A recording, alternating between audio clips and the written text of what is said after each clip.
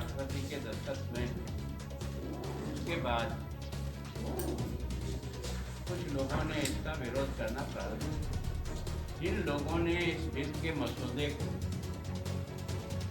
प्रारंभ से लेकर के समर्थन किया, दुर्भाग्य से वही राजनीतिक पार्टी कल के भारत बंद में अपना समर्थन करके अपने दोगलापन को प्रमाणित कर रहे हैं।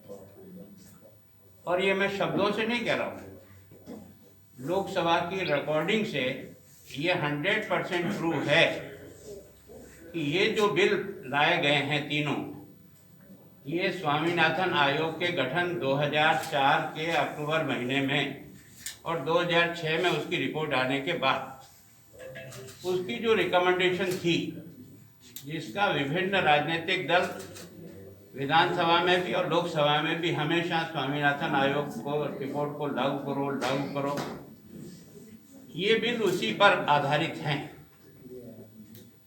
2005 में जो मनमोहन सिंह जी प्रधानमंत्री के समय जो एग्रीकल्चर मीट दिल्ली में हुई थी, उसमें जो उनका भाषण है वो इस बात को प्रमाणित कर रहा है कि यही उनकी भावना थी। इस बिल में जो बातें रखी है उस भावना का ही प्रकटीकरण है। यूपीए सरकार ने समय समय पर है ना जो उन्होंने इस अपने एक्शन से जो काम किए और जहां स्टेट गवर्नमेंट को कई जगह उन्होंने इसको लागू करने के लिए आग्रह किया, वो सारा रिकॉर्ड पर है। आपने देखा होगा कि कांग्रेस के घोषणा पत्र पंजाब का, उसको कोई पढ़ ले, उसमें यही सारी रिकमेंडेशन है या नहीं। दुर्भाग्य तो यह है कि वो कांग्रेस पार्टी जो अपने घोषणा पत्र लोकसभा के समय 19 के समय में प्रश्न संख्या 17 पर पैरा नंबर 11 और 21 में जिन रिकमेंडेशन को अपनी सरकार आने पर लागू करने के लिए घोषणा पत्र में डालते हैं, उसी को वो आज नकार रहे हैं।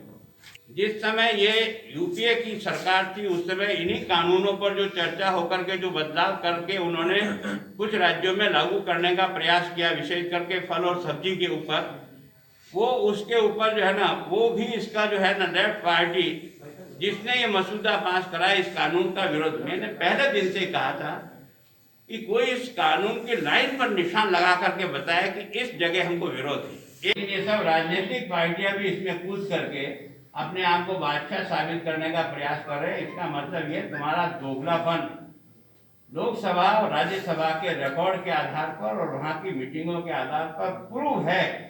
तुम्हारे दस्तखत स्वयं बोल रहे हैं, तुम्हारे भाषण स्वयं बोल रहे हैं कि जिन बातों के तुम पक्ष में भाषण देते थे, जिस स्वामीनाथन आयोग के लिए मैंने भी विधानसभा में भाषण दिया होगा, या पक्ष ने किया विपक्ष ने दिया, लागू करो लागू करो लागू करो, इस तीनों बिलों में वो लागू हुआ है। उसका किस बात का विरोध है? मैं सोचता हूँ इस प्रकार की गंदी राजनीति वास्तव में देश के अंदर अशांति पैदा तो जरूर कर सकती है, पर उस किसान को इससे लाभ नहीं मिल सकता जिसको वास्तव में मिलना चाहिए।